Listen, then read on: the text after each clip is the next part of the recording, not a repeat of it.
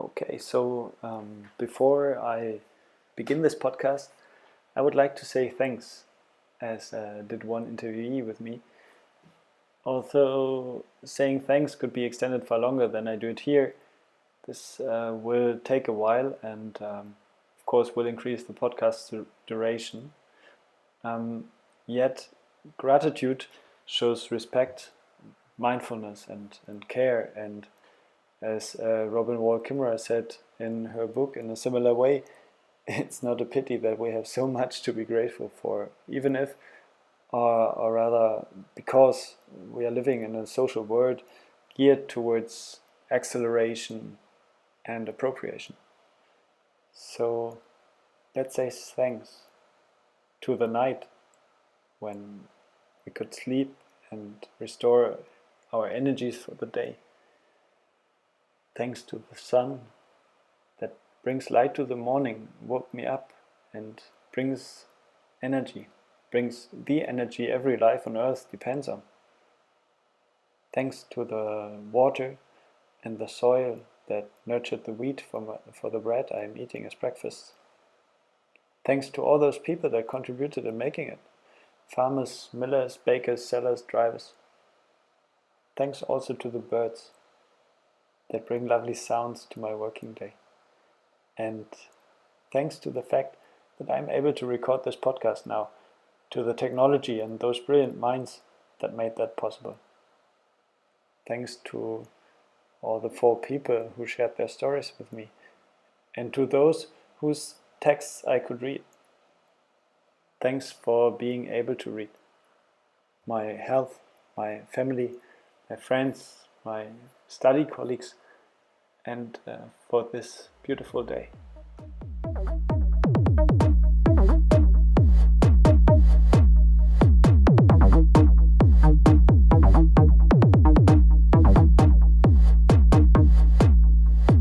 We are allowed to think big and dream big. How to generate different systems. Systems that provide stability and are nested within the harmony of nature. I'm excited to explore with you the intriguing bandwidth of information our researchers and friends have surfaced. Let's dive into our next topic to find out how we can actively shape a future worth pursuing and living for.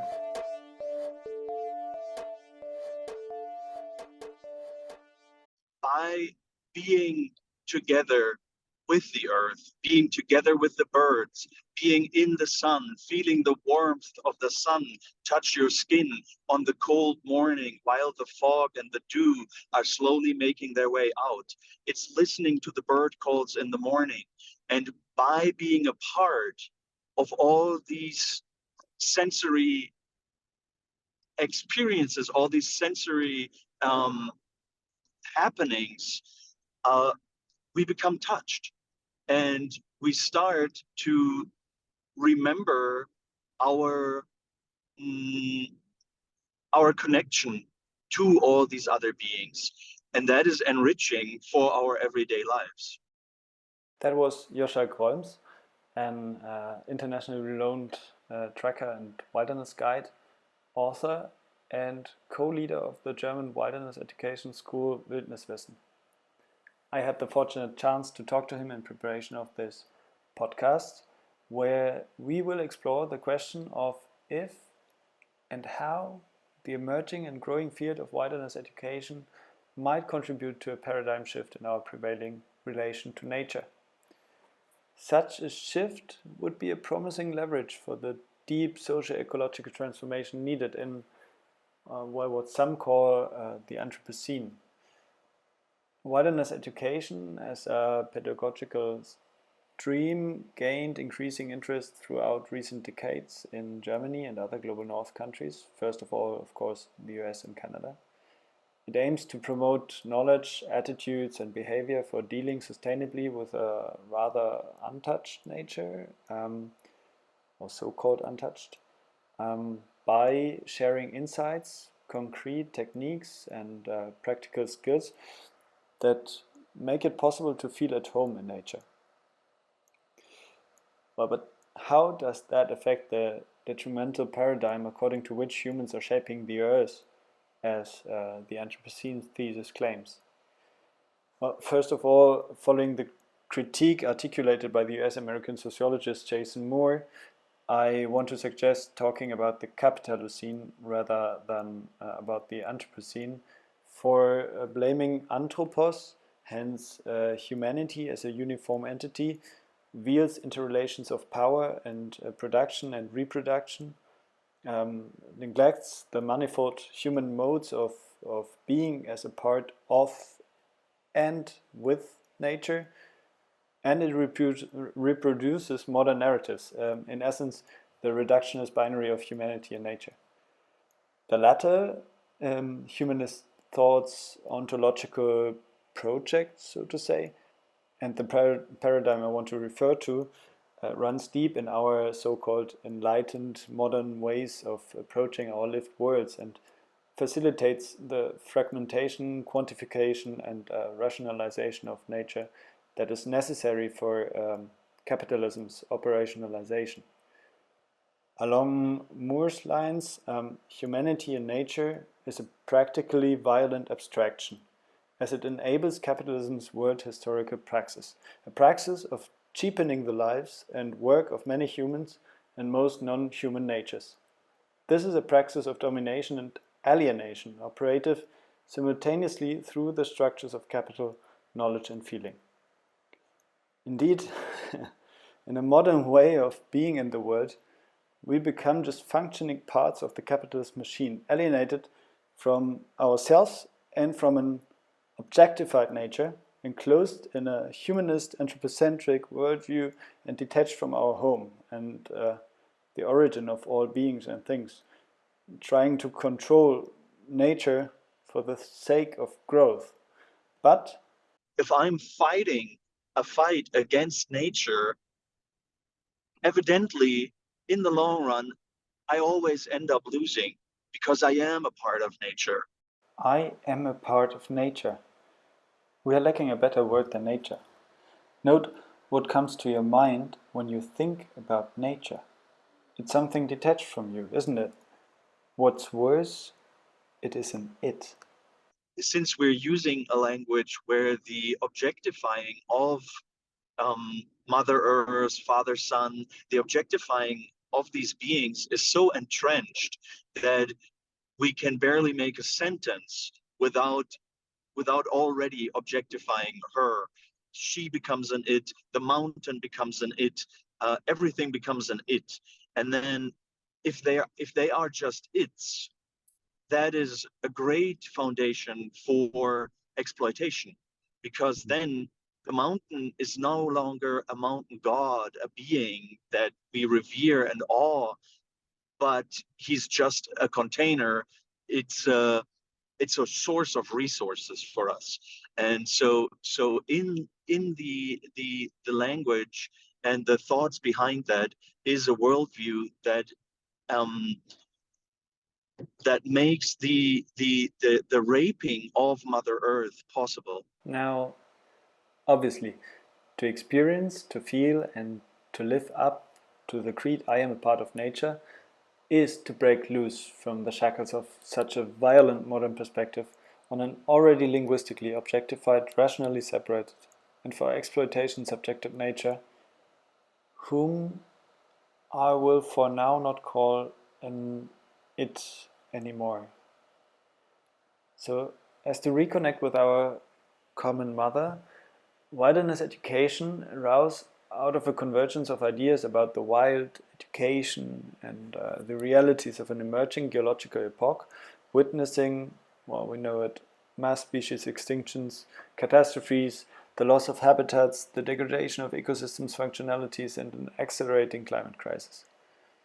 Responding to these threats requires us to reimagine our relation to the Earth and our human being embedded in the web of life. As was recently flagged in a paper published in the Journal of Outdoor and Environmental Education, in reimagining relationships, including but also extending beyond those between people, we assert the need to trouble dominant human-centered thinking and hierarchical positioning. End of quote. Although there are different strains of wilderness schools existing across global north countries, what is of particular importance to the idea of wilderness education in general is that those relations, reuniting and reconciling humans with nature, are imagined not in the mind, but through sensual and practical experiences in what some call the wild, or to use more inclusive terms, the more than human world. How do these experiences unfold? How do they touch and change a person? I talked to 2 Germans who recently did a year-long course in wilderness education and asked them about their perceptions. I think especially like one scene that I remember is this, when we each of us had to build this like hut maybe out of just like natural material and had to sleep in that. And for me to experience this a shift in, okay, that's just like a pile of, I don't know, leaves and sticks and mud and whatever, like so many animals that I would rather not go in there, and how it shifts overnight when the temperatures are dropping. Like, okay, now like this is my home now, and actually like this is keeping me warm, and how I more and more get like more deep into this little house that I built myself. And I think maybe on a more poetic way to express it, like Mother Nature suddenly like appears and is suddenly this protecting entity that is keeping me warm. Intriguingly, spending a night outside in a self-made hut without sleeping bag was mentioned by all interviewees. It seems that this almost intimate encounter with and the reliance on Mother Earth was to all a key moment, shaping their relation with her. Indeed, wilderness education is about such unique experiences, but it is also about establishing core routines and habits, such as the sitting spot, where you are an hour or so on one spot, sitting there, observing your environment, but also listening inside, and that can really have positive effects. I think I became much more connected to my inner self, so to my emotions, and I got a deeper understanding of what drives me and what are like basic human needs, and how this all plays out then in behavior and also in interaction with other people. Yeah, and there are a lot of other seemingly simple activities promoted by wilderness education. They are meant to increase awareness of one's surroundings and to foster a vibrant and resonant relation with all beings on a more than human world. Grateful and mindful gathering, for instance, giving thanks, making fire, collecting water from a well, telling stories of the day in a sharing circle, imitating animals, listening for bird language, survival living, etc. From my own experience, I can tell there's a lot to explore, and for those who do want to, I recommend having a look into John Young's and others' Coyote's Guide to Connecting with Nature. Many tasks and suggestions made there may sound simple at first, but they offer a whole new world to explore, a new way to learn and discover, and ultimately allow to truly be in, for instance, the neighboring forest with the forest. Curing thus our common modern alienation and nature deficit disorders, wilderness education is about, in the words of Coyote's Guide authors, a true sense of play and abandon, and leads us to connect in an intimate and meaningful way with Mother Nature and with our natural selves. Besides, recent research links children's and adults' physical and mental health, as well as cognitive functioning and creativity, directly to experiences in nature. Of course, one may now wonder, doesn't that sound a little bit like some adventurous escape room? I talked to Matthias Holzgreve, who works at the HNE and tries to connect education for sustainable development and wilderness education. The interview was in German, so I'm going to paraphrase him here. He claimed that experiences made through wilderness education often fail to be translated into daily lives and political lives, essentially inhibiting wilderness education to become truly transformative and not some enclave locked out from the real and social world. Indeed, I found that it was hard to keep up the routines, like all of the routines that we try to establish during the courses, but still there was an effect just on how I go through life. I've noticed that I'm much more observant when I go through the forest, for example. I notice a lot more around me. I'm much more aware of all the life that is around me. however, let's not overly romanticize wilderness education, especially not as some wilderness education practitioners are still criticized for building on outdated gender roles, appropriating cultural aspects cherry-picked from indigenous romanticized lives, and for sometimes even following fascist cults. With regards to the many schools one can find across global north countries offering costly courses in wilderness education, it is from the offset questionable whether making money by selected indigenous native thoughts and approaches that are coherent to one's own wishes and idealistic images serves the purpose in an ethical manner. While there definitely is some truth to these critics, and wilderness education still has to reflect upon some topics, what I take from my talks and work for this podcast is an inspirational drive to see our common beautiful planet with open and curious eyes, to experience her with my senses and be grateful for the miracle of life she carries and tenders for.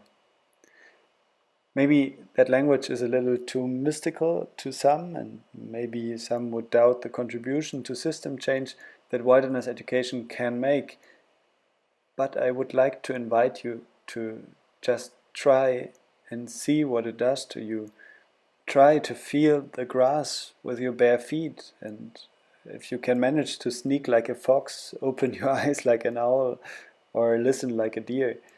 Try to say things like I did in the beginning. Try to sit on one spot for an hour or so and listen to the sounds around you and within yourself. Try to build your own little hut and sleep in it. Try to avoid saying it and refer to them as he or she and the beings they are. And of course, then people say, oh, that doesn't do anything. Well, try it. Try it for a week and see what it does. Try it and live it and try to reconnect with our common mother.